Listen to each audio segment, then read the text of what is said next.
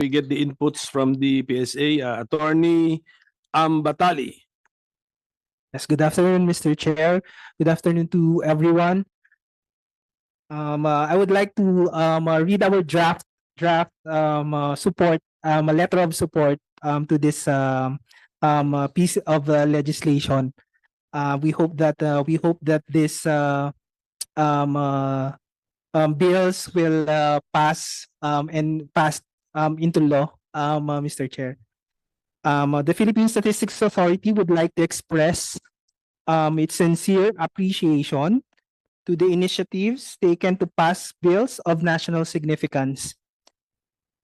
This is aligned to our goal to protect our nation against unscrupulous individuals who seek to undermine our national laws to commit illegal acts within our territory. The PSA views these legislations as means to reform registration procedures geared towards establishing the identity of an individual and recording of vital events through the establishment of up-to-date, simplified but efficient procedures in civil registration. Thus, the PSA would like to inform this committee of its support to this legislation. We respectfully appeal, however, that we need to consolidate the two bills being filed in this committee. Finally, we would like to request the honorable committee that the PSA be allowed to submit additional supplemental comments on this proposed bills and also the upcoming bill, Your Honor. Thank you. Ano muna tayo sa inputs muna tayo. Thank you, PSA, and send our best regards to your head, Yusek Mapa, our good friend.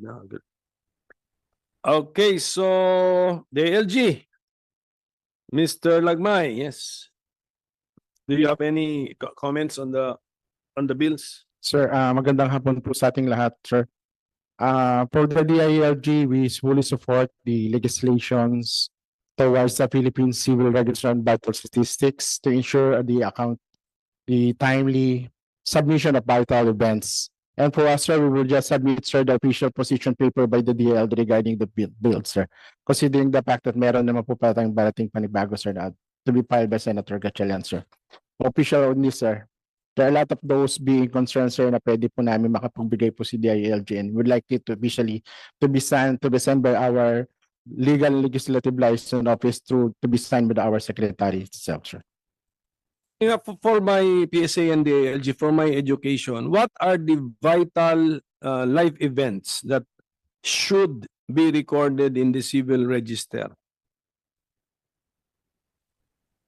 Your Honor, the three are birth, Yeah. marriage, and death, and also some intervening events during in between life and death of an individual, like say for example annulment of marriage or dissolution of marriage, adoption, and all the things that are happening within the lifetime of a person, Your Honor. So those are vital events that needs to be recorded. Yung dalawa mo, yung annulment and declaration of nullity, syempre connected with the marriage na yon. Yes. So birth, marriage, death, adoption of a child, ano pa kaya magagandang ano? May napansin ba kayo practice sa ibang bansa na they record it in their whatever registry they have that we do not?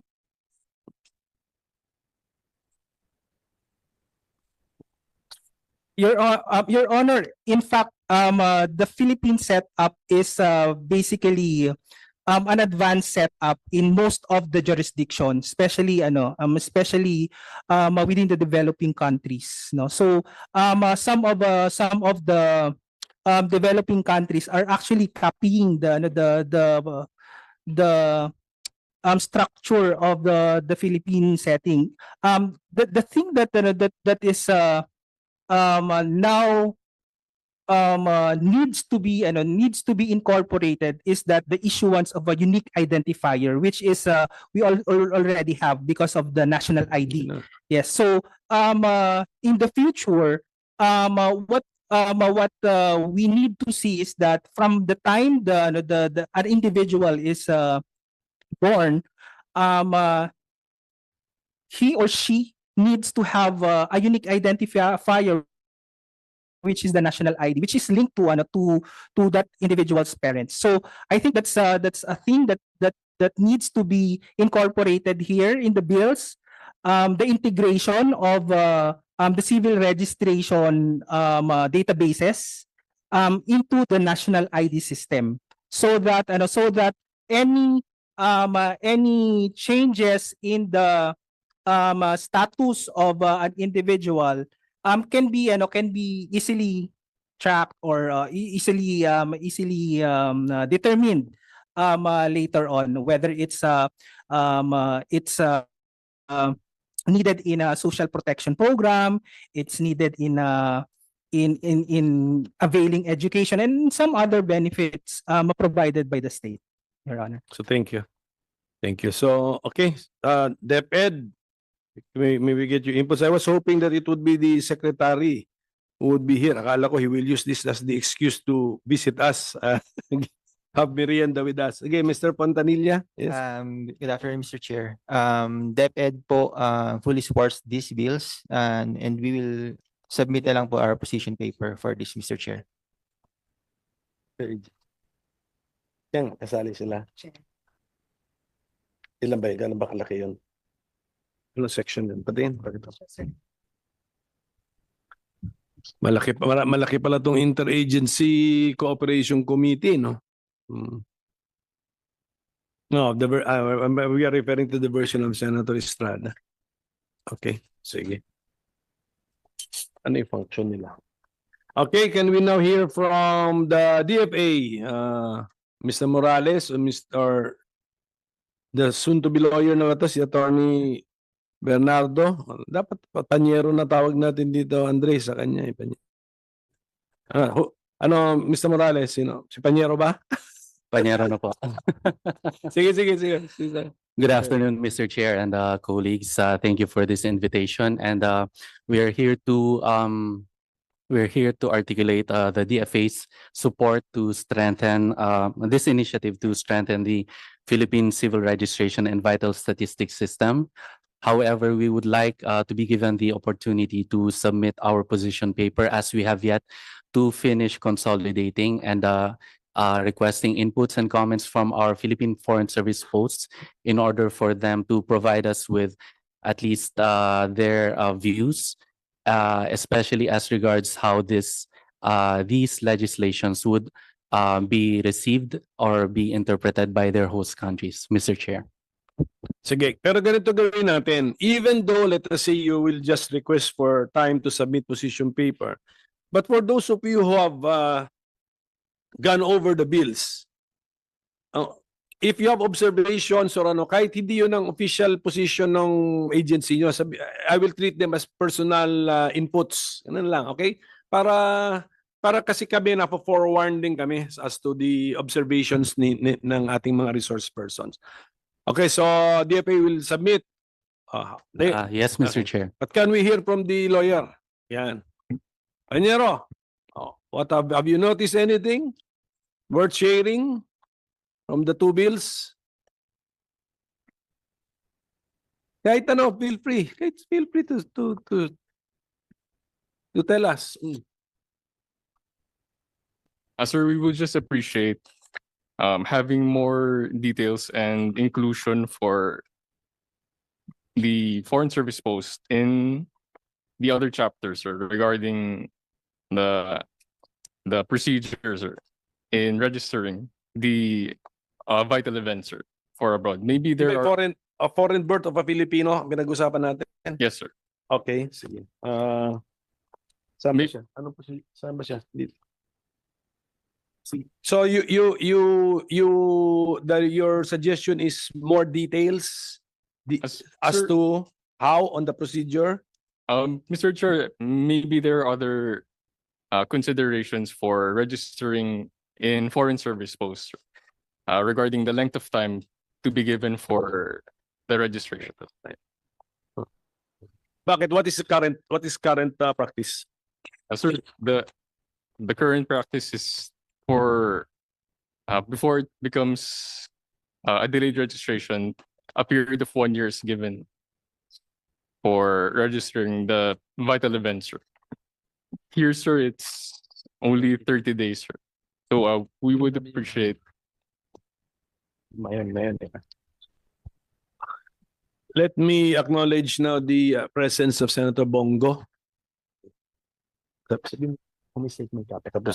So thank you for the inputs, Thank Attorney Bernardo. He will soon be a lawyer. Medyo baptism of fire lang.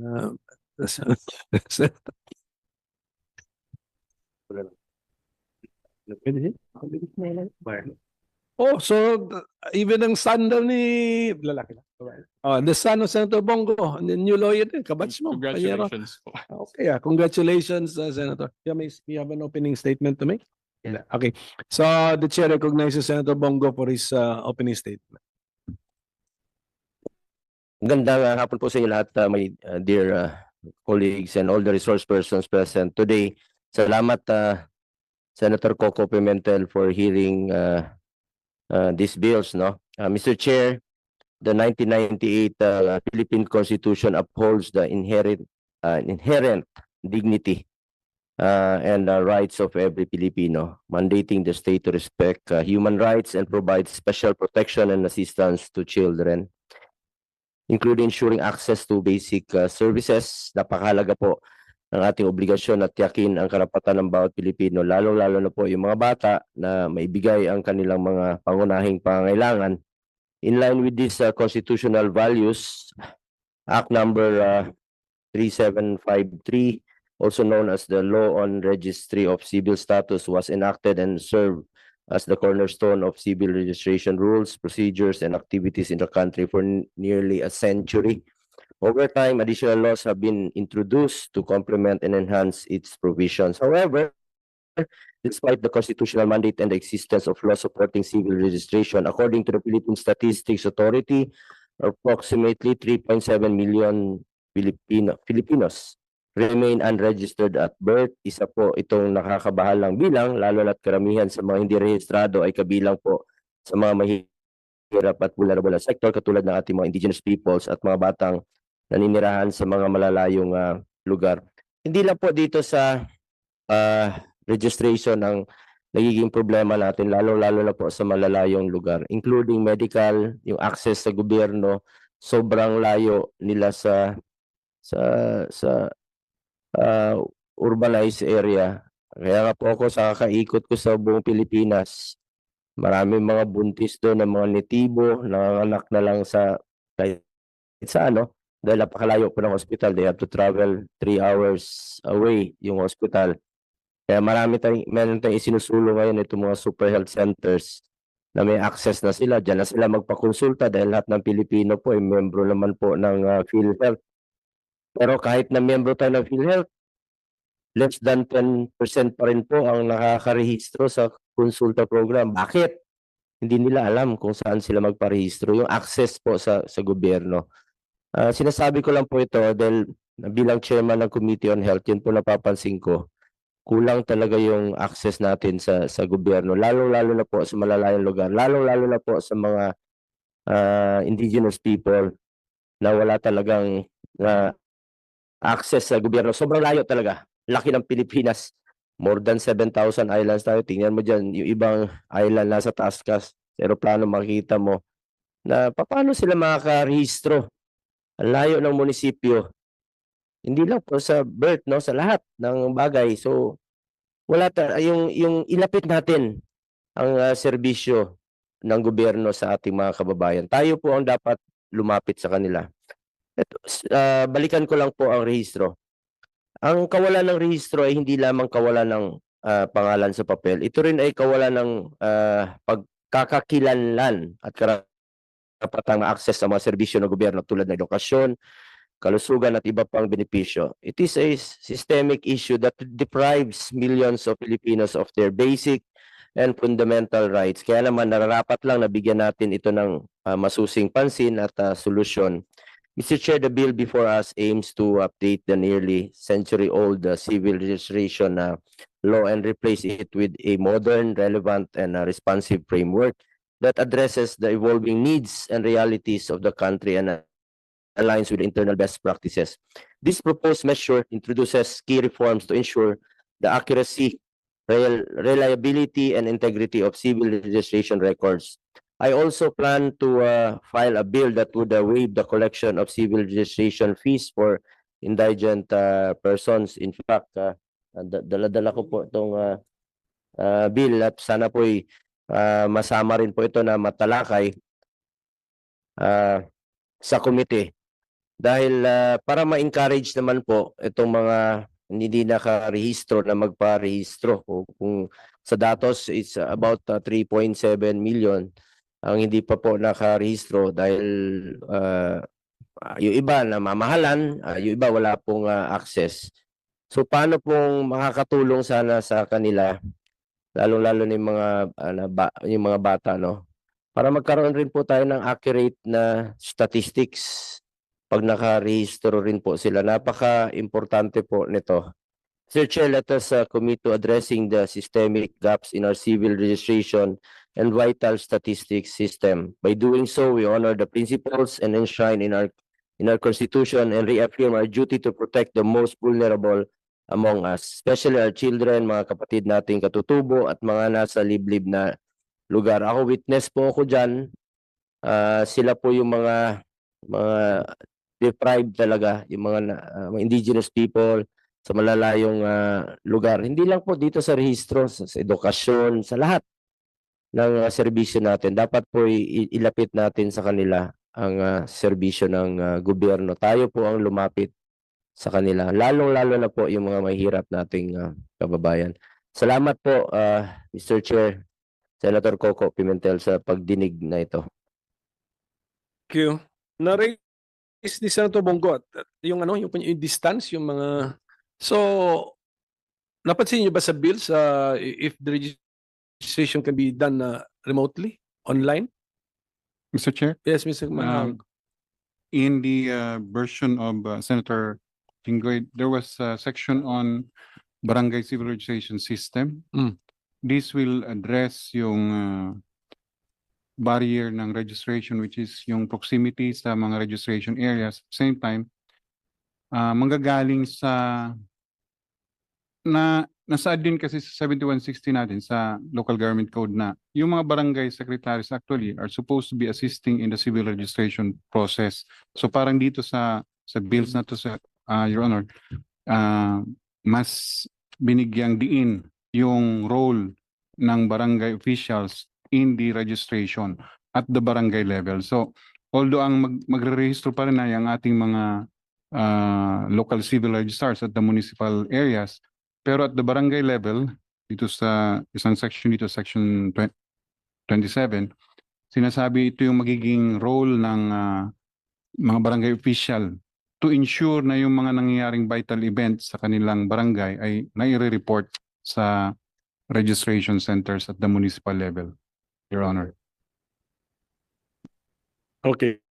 Pero tama siguro hindi ko rin na-realize na dun sa mga malalayo, hindi rin natin expected pala na may online din siya. So that's why kaya pala na-connect ko yung statement ni Senator Bongo na yung serbisyo dapat dinadala sa kanila. So ano kaya ito mga parang on wheels concept? Do we have this? Do we have this initiative sa mga on wheels na concepts natin? Yes. Currently, Your Honor, yes, meron tayong mga mobile registrations conducted by the local civil registrars.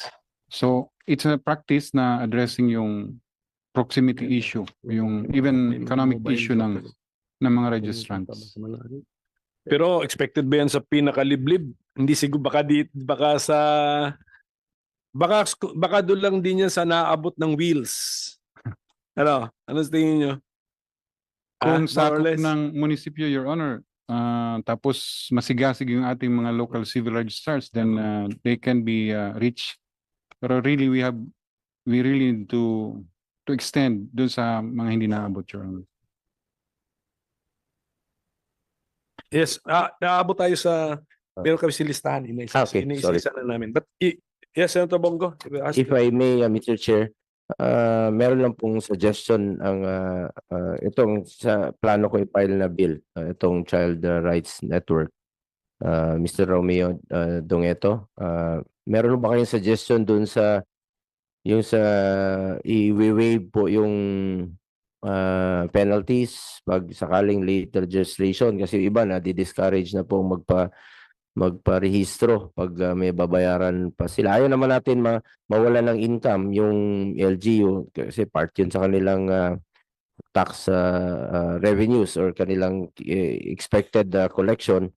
But pag ito pong mga late registration, baka pwede naman pong malugit, lalo na po sa mga indigents talaga na walang kakayahan na magbayad para ma-encourage po silang magparehistro at hindi po mapag-iwanan itong mga bata, no, na hindi makarehistro kahit na tumanda na sila. Sa totoo lang po, Mr. Chair, napapansin ko, nagiging problema po yan, hindi yung sa bata pa sila, pagtanda na nila, pag nagtatrabaho na sila. Marami akong na-encounter na gano'n. Pagtingin, hindi sila nakarehistro. Marami po kaming nakakatrabaho na. Lalo na po yung mga ating iginagalang na mga kasambahay. Ay yung iba hindi na nakarehistro. Pag-check nila, babalik pa sila sa kanilang probinsya. Wala silang records. Doon pa sila magkakandara pa. Mas magastos. Mas magastos kung doon pa sila maggagawa ng paraan, affidavit, etc. Na pwede naman sana nating maagapan sa maaga pa lang at maturuan at magay. Mr. Romeo Dongeto, yung sa inyong sinusulong po na ma-waive po yung late registration ho ba inyo sinusulong? Maraming salamat po, Senator Bongo. In relation to the discussion that's being forwarded right now, dalawang bagay po ang aming sinusulong at ito po yung elimination or eliminates fees for registering births, deaths, and marriages. So wala pong penalty talaga pero marami po tayong binabayaran pagdating po sa pagrehistro ng births, deaths, and marriages. At ang layunin po ng Child Rights Network ay matanggal ang mga fees na ito at maging libre po itong mga binabanggit nating mahalagang events o vital events sa buhay ng isang tao, lalong-lalo na po ang bata. Ikalawa po, in relation to how we can reach especially the people from geographically isolated and disadvantaged areas, ang suggestion po namin ay tiyakin ng PSA at ng LGUs in partnership with the PSA and LGUs yung pong regular mobile birth registration services at marating po talaga itong ating mga mamamayan na hindi lamang po kapos sa pera kundi po wala talagang means ng transportation. Hindi po available ang mga transportation kahit po sasakyang panglupa, mga bangka, talaga pong isolated sila. At dito po nanggagaling yung malaking bilang ng mga disenfranchised na mga Pilipino. Hindi po sila nare-rehistro taon-taon. At binanggit nga po ni Senator, 3.7 million yan, pero kung hindi po magkakaroon ng batas kagaya po ng sinusulong ng ating mga senador, lalaki po ang bilang na ito ng ating mamamayang wala po silang pagkakakilanlan. Maraming po salamat, sir. Tuloy ko na, Bong. Sige po.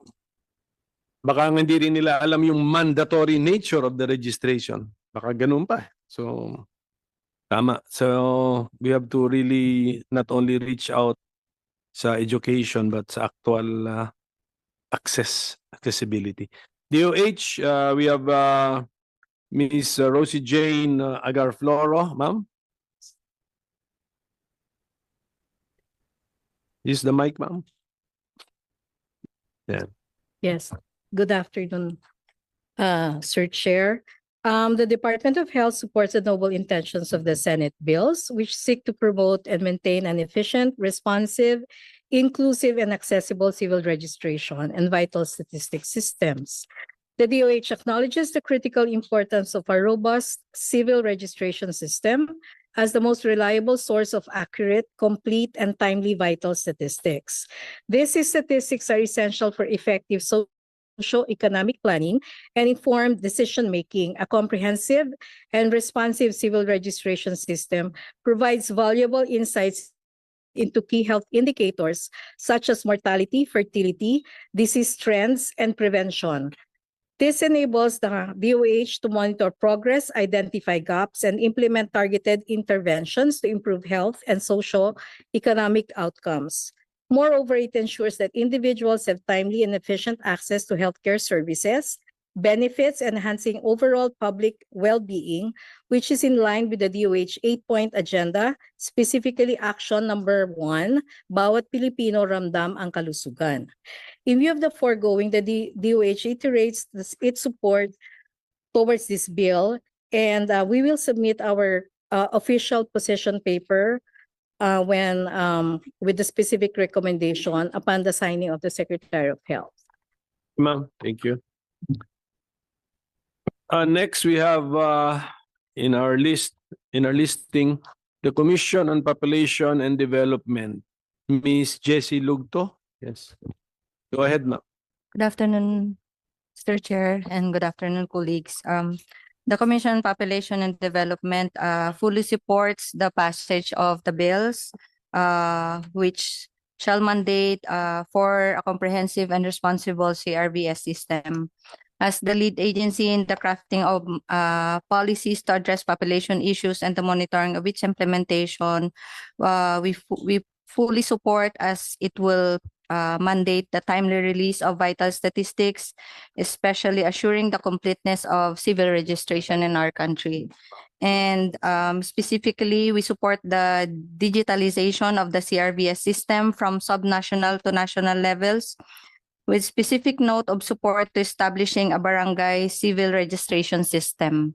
And also, we recommend that the local civil registrars shall be provided with regular orientation and trainings on creating and updating the said system, including the orientation on data privacy and confidentiality and its appropriate data use. Also, Mr. Chair, as you have mentioned earlier, for us to express kung ano man yung observation namin on the current bills, ano lang po.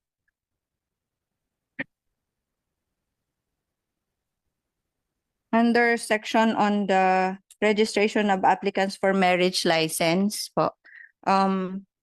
Strada Bill, section what?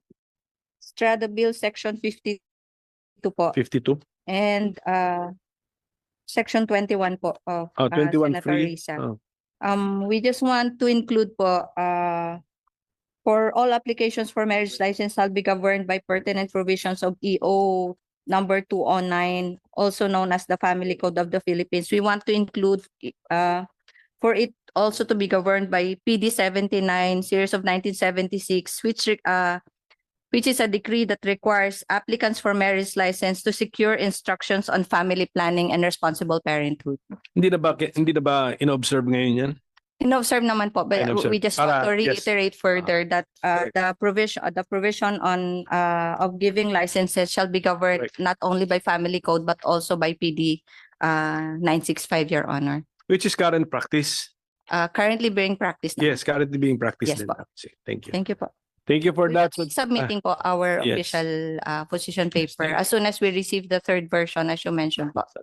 So the chairman now recognizes acknowledges the presence of Senator Win Gatchalian, and should he desire to make a statement, this is the time to do so. Thank you, Mr. Chairman. Senator Gatchalian Just is a recognized. quick opening statement, Mr. Chairman. Well, first of all, I have yet to file my own version, even though we have worked with the Philippine Statistical Authority on this bill. We collaborated to craft our own version, and later on I'll file it, and with the indulgence of the good chairman can be read into the record so that it will be considered later on. But my objective to file this bill is stem from the experience from the POGO problem that we investigated exhaustively here in the Senate. And one of the biggest gaps, probably for me, probably the biggest gap of all in that investigation was the discovery of fake birth certificates.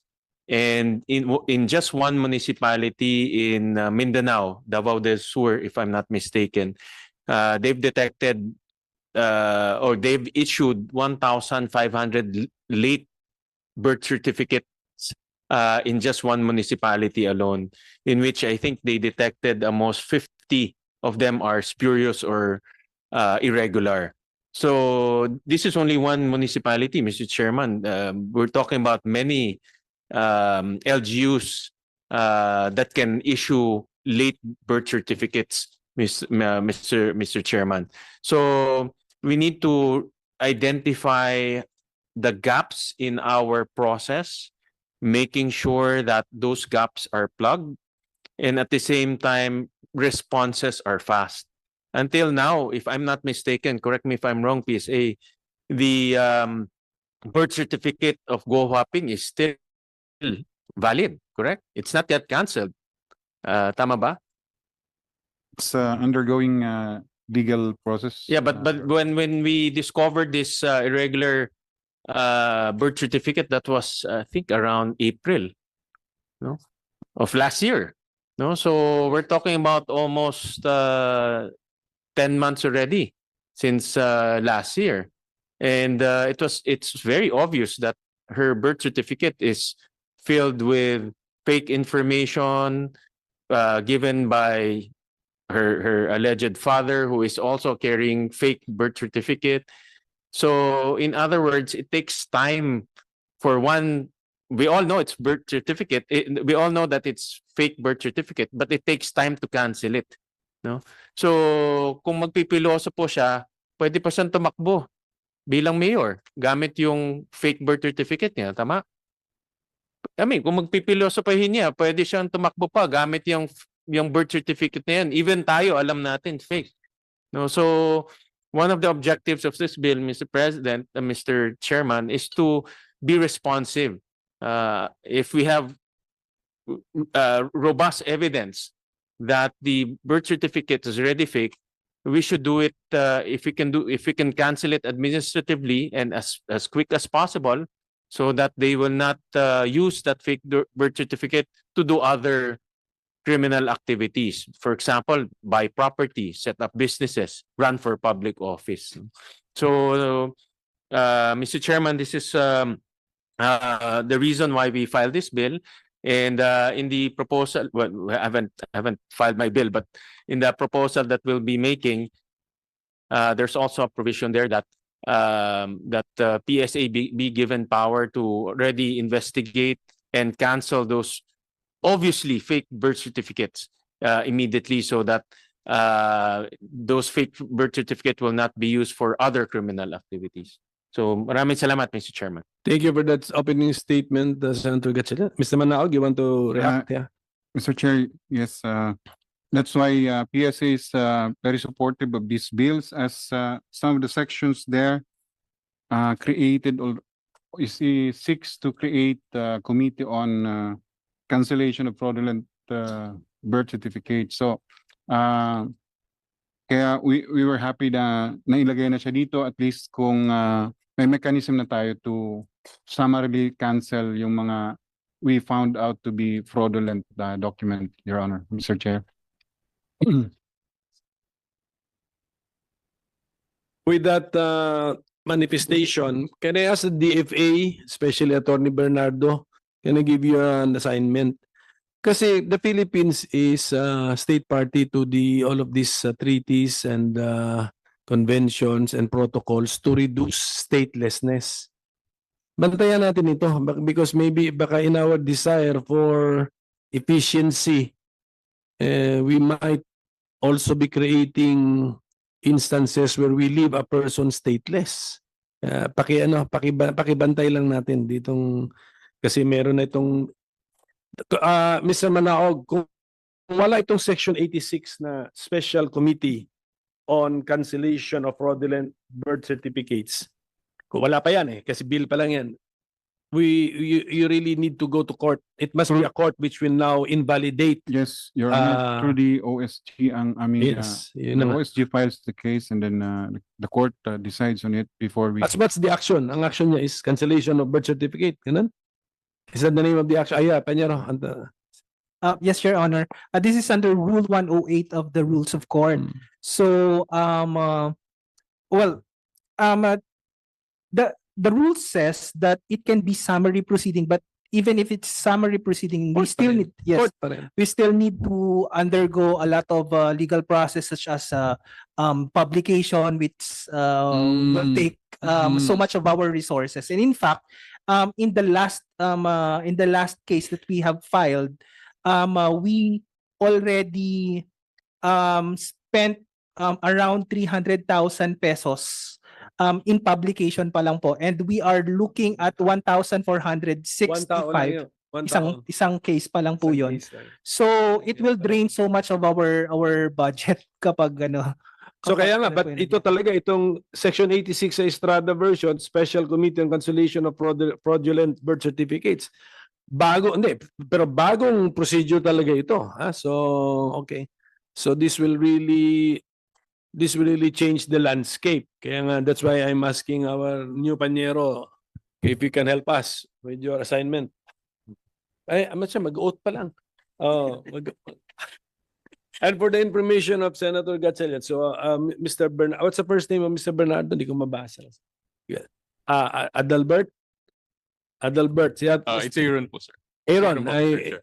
Mr. Aaron Bernardo passed the bar and is about to take his oath. So, as a lawyer. So, and then, yun na nga. And for the information of Senator Win Gatchalian, the son of Senator Bongo, already also passed the bar. And is na. Nag-oath pa. Sabay sila. When is the oath taking scheduled? January 24. 24. Sama. So, congratulate ko rin si Senator Bongo.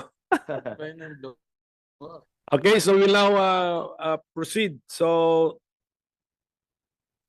sana tayo. Tapos na si Miss Lugto. Tapos na. Okay, so on our list is now the Child Rights Network, Mr.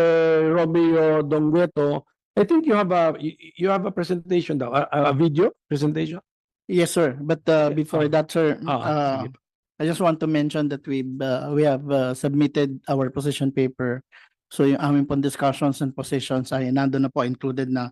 But just a short message, sir, if I will be allowed to read just a short message, at meron po tayong kasama na maglalahad po ng sitwasyon niya na may problema po sa kanyang pag-access ng birth certificate.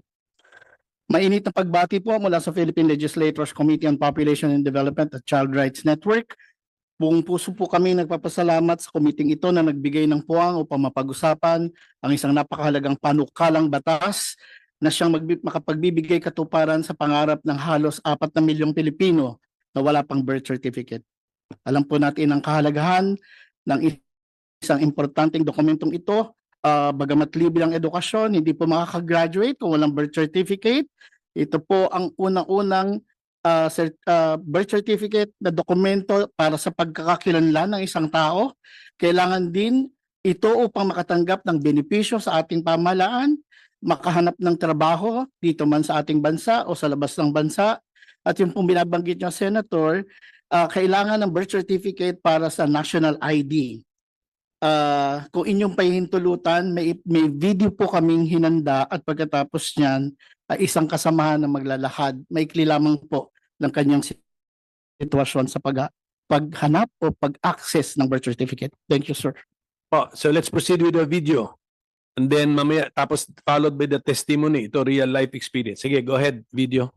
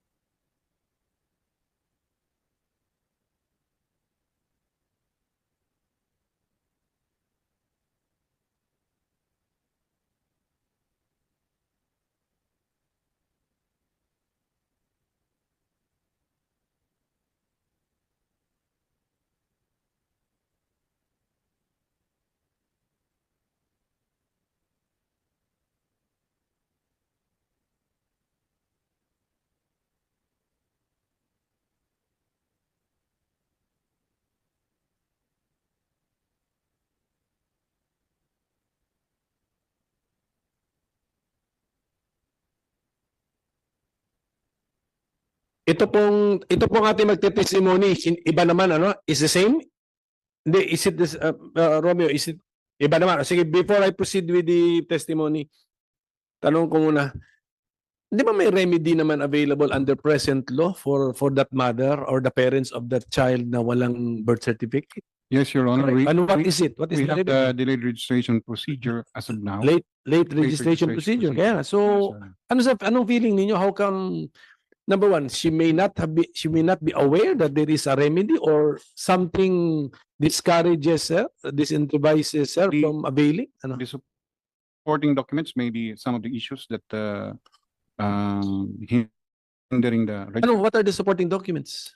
For one, sir, Your Honor, merong parang 4 na basic documents that should be provided. Number one, may documents that will show what was the name given to the child, when was the child born, Okay. where, Oh, who are their parentage. So, di ba? Yung- Affidavits yan. yung documents yun. Affidavits. Should be documents. Could be school records, could be Hospital. yes. Basta yung mapapakita nila ano yung ginamit na Hindi kasi- pangalan ng bata. Mm. And then meron tayong affidavit of two disinterested person. Tapos yung filling up nung birth form mismo kung saan nakasaad dun yung what were the reasons for the not registering it on time. Hmm. So parang yun yung minimum na dapat maibigay ng Is the fee parang in the nature of a fine? The longer it has been delayed, the greater is the fee? yes, Your Honor. Ha? Ganon? Actually, Your Honor, previously, nagkaroon ng joint memorandum circular yung DILG and PSA to system yung iba-ibang rates ng penalty for not registering on time. So, yung ngayon, ina-address yan ngayon na meron kaming projects, halimbawa itong PSA, sa ngayon meron tayo yung birth registration assistance project. Hmm. Specifically designed, Ayun, ang target natin, Your Honor, itong mga may challenges sa pagre-rehistro. So, nag-target ang PSA ng 2 million nationwide, 2 million na unregistered. And we were able to identify about 1.2 million of them na actually wala talagang birth certificates. So through the process, pagtutulungan ng local civil registrars at ng PSA, we're able to register already yung previously walang birth certificate out of 1.2 million na nalaman natin na wala silang birth certificate.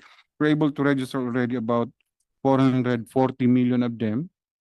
And then about 50% of that, nasa 200 plus thousand, nabigyan natin ng document and security paper free of charge. As in, this is really the project of the PSA to reach out dun sa hindi pa narerehistro and actually mabigyan, hindi lang mairehistro na in-name, kundi mahawakan nila yung kanilang birth certificate in security paper that they can use in the transactions nila, Your Honor. So yan yung development namin na update namin. This is not new then kasi even before this birth registration assistance project, meron tayo sa mga local civil SARS na mobile registrations. They seek to identify muna sino-sino yung mga hindi pa na-rehistro and then assist them in even the production ng mga supporting documents. There are local civil SARS, LGUs that waive the fees, but some are still nandun pa rin sila kasi nasa tax code naman ng local nila yung penalty fees. Hinahanapan din siguro sila ng kanilang mga kanya-kanyang treasurers. So, kasi revenues naman nila yon. So, yun yung, Your Honor, ang sitwasyon natin sa ngayon. Sige. Siguro change of mindset tayo. Kung gusto natin talagang tulungan itong ating mga kababayan na ganitong situation, wag na natin silang tignan as source of revenue. Ganun na lang siguro. Kahit local. From the national point of view and then from the local government point of view. Ganun siguro. Tignan natin kung na-capture ng mga bills natin. Let's listen to a real life testimony. Tapos tignan natin kung siguro pag-isip natin ito, bakit nangyari ito? May remedy ba siya? Unaware ba siya sa remedy niya? Etc. So, yes sir. Randy Dumanais. Sige sir. My name po is Randy Dumanais po. Ako po ang grade ko po is grade 10 po. Kaya po, need ko po ng birth is kailangan rin po talaga sa graduation po. And kailangan ko po kasi hindi lang po sa graduation ko, kundi po sa pagkuha ng papel ng mga need po ang birth po. Sobrang hirap po, hindi lang rin po sa sa po. Ang hirap po kumunang birth kasi po, ang dami pong kailangan, ang dami pong papeles na kailangan bayaran. Mahirap lang po kami, hindi po sapat po yung kinikita ng nanay ko pa. Para po magkuha ng mga papeles po na yan is. May tanong po ako kung pwede lang po, bakit po bawal po gamitin ng bata ang apelyido ng isang ina, ay apelyido po ng tatay pag po hindi kasal ang magulang po. Bakit po? Ay, magandang bar exam question yan. Okay. Kunyari nasa bar exam mo yun, Panyero, anong sagot mo doon? I would like to defer, sir. Mr. Chair. Alam mo, mas fresh pa nga sa mind mong family ko, the other laws eh. Anong sagot mo ron? May I hear the question again, Mr. Chair? Sa korte sasabihin read the TSN. Hindi ito ito si Attorney Ambatali magko-correct sa atin. Ang tanong niya, bakit bawal? In-assume na niya actually bawal, pero bakit bawal daw gamitin ng bata ang pangalan ng tatay niya kung hindi kasal sa mama niya? Ano sagot mo doon? Na nga ako doon sa comment. Mr. Chair, the father would have to acknowledge the child before the child may use the Tama, Panyero. surname. Tama. Rule pa yan. So actually, hindi bawal. Hindi So, bawal. basta hindi bawal. in-acknowledge nung tatay, kahit hindi siya kasal sa nanay, pwede mailagay magamit ng bata yung apelido ng tatay. Tama? Yes. And Tama ba? actually, we have an existing law, Your Honor, RA 9255, which amends Article 177 of the Family Code. So Precisely, ganun ang Yes. Okay, sige. Si Randy, para lang siguro, ilang taong ka na ba muna, Randy? 17. 17. So, born in 2007? Okay. So, siyempre, may tatay ka, nanay. Siguro hindi... How is the acknowledgement of the father to be given? Is it to be in writing or pwedeng in writing and should be joint kasi dapat yung nanay Your Honor, siya yung mas nakakaalam Correct, nung correct. nung information doon sa Right. doon sa kakapanganak niya kay Randy. So dapat importante na nandoon yung nanay na signature din. Yes, magsasign sa birth certificate na ba yung pinipirmahan sa ospital? Affidavit of the use of surname of the father So, executed by the father and the mother. and the mother. So, joint merong- talaga yan. So, ganun ang ibig sabihin ng Randy na nagkulang lang sa isang act, dokumento, kasi yung papa mo, walang proof na sabi niya na payagan kong ilagay ang pangalan ko sa birth certificate mo. Patay na po kasi po yung papa ko. Anong taon namatay? 2023 po. So 2023. But he was already 16 years old at that time. Pero hindi ka rin, di ba sabi mo wala kang birth certificate, no? Wala po. So wala rin siya. So okay, is the case of Randy easily solvable? PSA? Can you tell us the solution? It's not actually kasi yung affidavit na yon ay pinapatotohanan niyo ng affiant, di po ba, sir? So kung patay na yung affiant, hindi mo na alam kung talaga bang i-acknowledge niya yung bata or hindi. So it's not as easy as tatay ko to parang gano'n. Yes. So dumana is apelyido ng mama mo? Ng papa ko. Ng papa mo din? Okay, kasi wala nga pala siyang that's so informally ginagamit lang niya. Pero dalawa kasing concern bale na raise nga niya paano niya gamitin ang apelyido ng papa niya pero tsaka yung wala siyang birth certificate. So yung step by step tayo muna dun sa una. So anong practical solution? Sabihin natin kay Randy. Yes, Your Honor. Randy,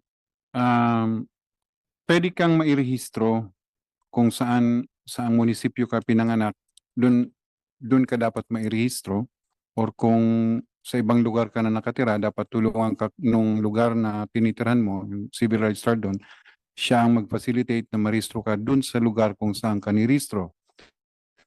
However, sa sitwasyon mo, kasi pag nilista natin yung magulang mo, meron din dong question sa Municipal Form 102, yung sa birth certificate, tinatanong kung kailan at saan kinasal ang magulang mo. So, syempre, ang sagot doon ay hindi. So, based on the current law na meron tayo, kung hindi kasal ang magulang, ang ginagamit na apelido ay yung sa apelido ng ina. So, first solution muna, siguro gawin natin, i-rehistro ka muna sa apelido ng ina. Because yun yung nasa current nating procedure. So, in that case, magkakaroon ka na ng birth certificate, which is correct yung procedure na dinaanan mo. Narehistro ka sa apelyido ng iyong ina. Now, you have a birth certificate that you can use sa mga transactions na papasukan mo. So, yan yung first solution siguro. As to papalitan yung apelyido mo, isusunod sa ama, yun na yung komplikasyon na sinasabi ni Attorney Butch na kasi walang kasulatan na nagsasabing ina-acknowledge ka nung tatay mo. So, that's a fact, Your Honor. Hindi natin pwedeng baguhin yun. Maybe courts can decide on that, pero yung procedures natin, Your Honor, will not provide for the putting surname to people or to child na wala yung consent nung may-ari nung apelyido na yun. Otherwise, we will be creating case na kung sino ang gusto mong apelyido sa'yo, ganun mangyayari. Okay.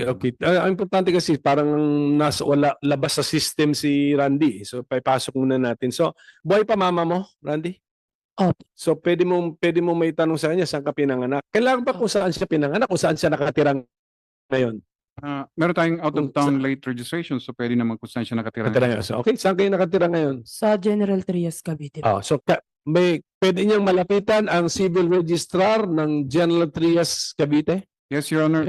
Actually, yung sunod natin gagawin, i-connect natin siya ngayon doon sa local civil registrar para mag-prosper yung late registration mo. Doon ka pinanganak sa 13? Hindi po. Sa Parañaque po ako pinanganak. Parañaque. So, sige. Kilala natin mga civil registrars dyan and they know yung procedures how to do it. Siguro after this meeting, we will have to get your details para i-assist natin yung first step of registering your document. Now, thank you po. Your Honor. So ano ulit ang solution? Dalawa? The General Trias civil register can help him as a civil registrar and as well as the Parañaque civil registrar can help him? Actually, Your Honor, dapat marehistro siya sa Parañaque dahil sa Parañaque siya pinanganak. Okay. Now, dahil nakatira siya sa General Trias, the local civil registrar in General Trias can assist him through out-of-town late registration. Okay. Doon na isa-submit kay General Trias yung documents required to be forwarded sa Parañaque. But let's not make it difficult. Pwede nating i-coordinate. Kasi meron din under this birth registration assistance project, Your Honor, pag ganyan na sitwasyon, dinadala na sa amin sa central office and then we submit it to the concerned local civil registrar for registration purposes. So, we can make it shorter. Okay, so again, sa Child Rights Network, kayo naman nag-assist kay Randy, may programa daw ang PSA. So, but of course, ano yan, headquarters yan o main office yan, Metro Manila. Pero gusto ko rin i-testing sana yung if that General Trias local civil registrar can help him. Maganda rin yun. Yeah, we should do that. So, pag-usapan nyo na lang. May nag-assist. Swerte nga ni Randy, may nag-assist sa kanya. And then, maganda kung maging successful ito, Romy, pwede nating i-announce natin so that people can similarly situated can approach your network, yung organization or diretso sa PSA. So, good. Ang ganda. May, at least yung project ninyo na-announce natin tapos na-apply natin na gamit. O Randy, okay ka na? Or mayroon ka pang gustong ibang concern? Wala na po, thank you. So out of school ka ngayon? Hindi po, nag-aaral pa naman po. Kaya po, Pero hahanapan ka? hahanapan po talaga ako ng birth. Paano ngayon yung school records na? I'm sure ginamit yung pangalan, Dumanais. Sige nga, gamitan natin practical life. Walang basis kasi yung paggamit mo ng apelido na yun. So, but we should coordinate with the DepEd on what's the correct process of correcting the records nung sa LRN nyo. Tama, Mr. Fontanilla, pag-aralan, pag-isipan mo na rin muna yun. Kasi ito tunay na buhay, 17 na siya, in-entertain, tinanggap naman ninyo siya, patapos na siya. Pagdating doon sa dulo, hahanapan na yun ng dokumento. Okay, let's say ma-produce naman niya. Unfortunately, iiba kayo ng pangalan niya, so masasayang ba lahat yun? So ano natin, tignan na natin, can you also inform this committee? And we also through your organization na rin what happens para makita natin. Sige, kasi the laws are here to help ito nga children na ganitong situation. Supposed to be. Kaya iti-test natin. Senator Sherwin. Randy, quick question lang.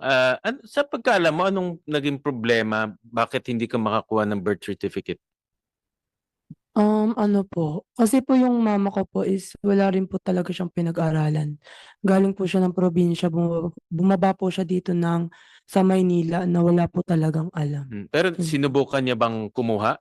Sinubukan pong kumuha pero tulad nga po ng sabi ko po na ang hirap kumuha lalo na po ang daming papeles. Oo. Alam mo ba kung anong papeles siyang hirap siya? Alam mo? May sabi niya ba niya sa'yo? Hindi pa po. Oo. Kasi, Mr. Chairman, sa Valenzuela kasi meron kami yung tawag namin Project Ayos.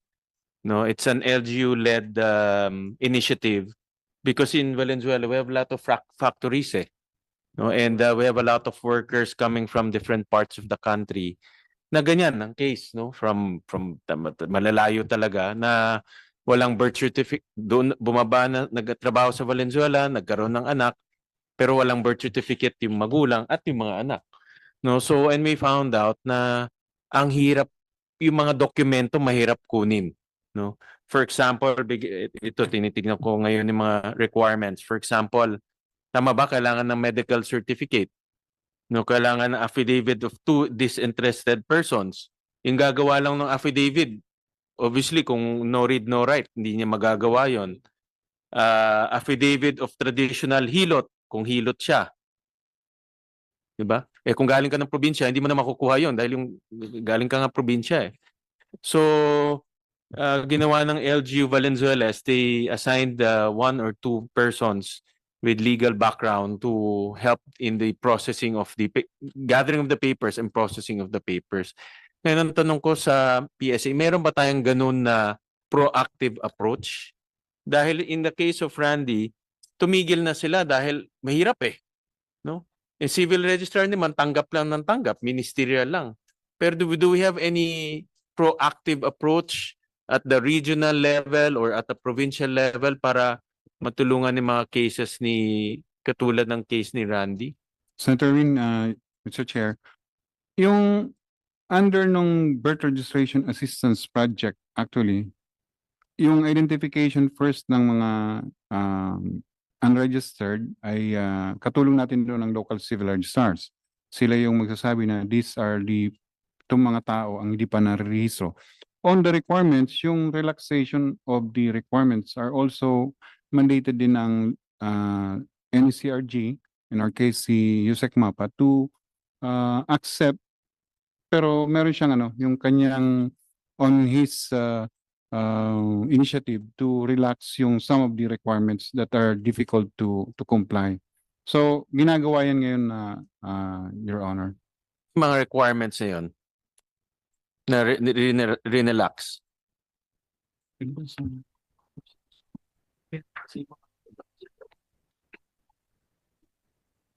On the documents na relax, halimbawa yung sa affidavit of two disinterested person, although sa ngayon ang very clear na nag-relax kami on affidavit of two disinterested person, yung registration ng mga octogenarian natin ay yung mga, kasi mahirap na makakuha nga naman ng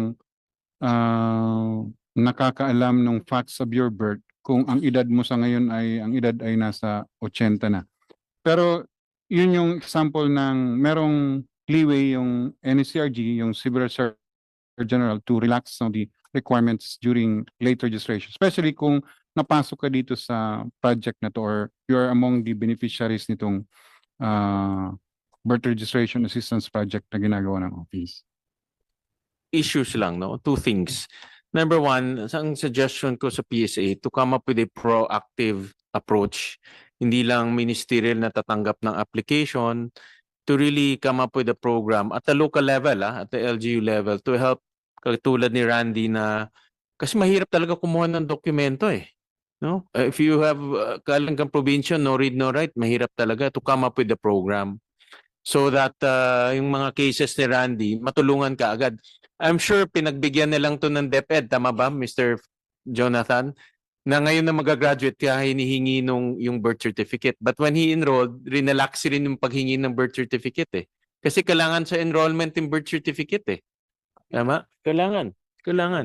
But I think nga, kasi nga hindi siya makaproduce, hindi naman siya pwedeng hindi mag-aral, tinanggap na muna with the hope na pag-graduate niya, tsaka siya kukuha ng birth certificate. Kasi kung hindi, kung mag-aantay si Randy kumuha ng birth certificate, di siya makakapag-aral, Mr. Chairman.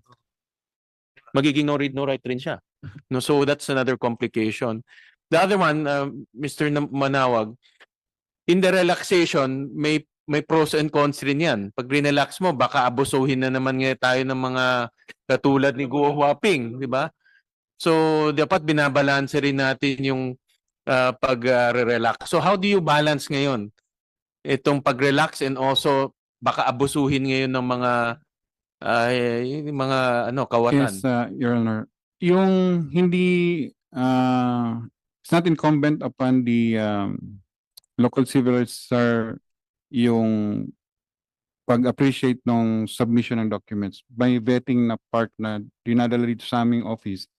I'm seeking itong sa 80 years old natin, Your Honor. Diba meron tayo ngayong marami submit ngayon na ng late registration ng mga 80 years old and above because may benefit yata doon. Now, yung pag-appreciate nung whether ito ay totoo o hindi, dumadaan sa amin sa central office yung document. So, pero dun sa whether we require them yung affidavit of two disinterested person, dun sa guidelines namin ngayon, mahirap na makakuha ng mga ganun kasi kung ang affidavit na yun will tell us na they know of the fact of the birth. Ibig sabihin, nung ipinanganak yung 80 years old, older na siya. So we're looking at 95 years old or 100 years old na mga tao, which very rare. So yun yung part na yun ang na-relax natin. Tulad ni Randy. No? Sa cases ni Randy, diba, you said you also relaxed yung mga, not the 80 years old, yes, the usual cases. Your Honor, kung kasama sila dun sa project natin, sabihin, kumbaga, beneficiary siya ng project natin. So, makapasok ka sa aming project. Paano ba kasi sinabi mo ngayon, pagka beneficiary ka na ng project, may authority na si National Statistician to relax. Pero paano ka makakapasok sa project? Yung pag-identify nito, Your Honor, dapat through the local civil registrar. Sila yung kasi ang objective nito, ma-reach out yung mga schools. But they're looking for people who are outside the system. Tama? Yes. Okay na. So, tinatanong nila ngayon through the local civil registrar, barangay secretary, sino ang mga mag-submit sila ng listahan. And they submitted to us. Kaya ang question ko nationwide yan? Yes, Your Honor. Presumably kasama si Cavite dyan. Yes, Your Honor. Bakit hindi siya Ito nakuha? hindi nakuha Ay, dahil yun ang tanong ko eh. yeah, yeah. Siguro Ba't di siya na-detect? Sige. Kaya may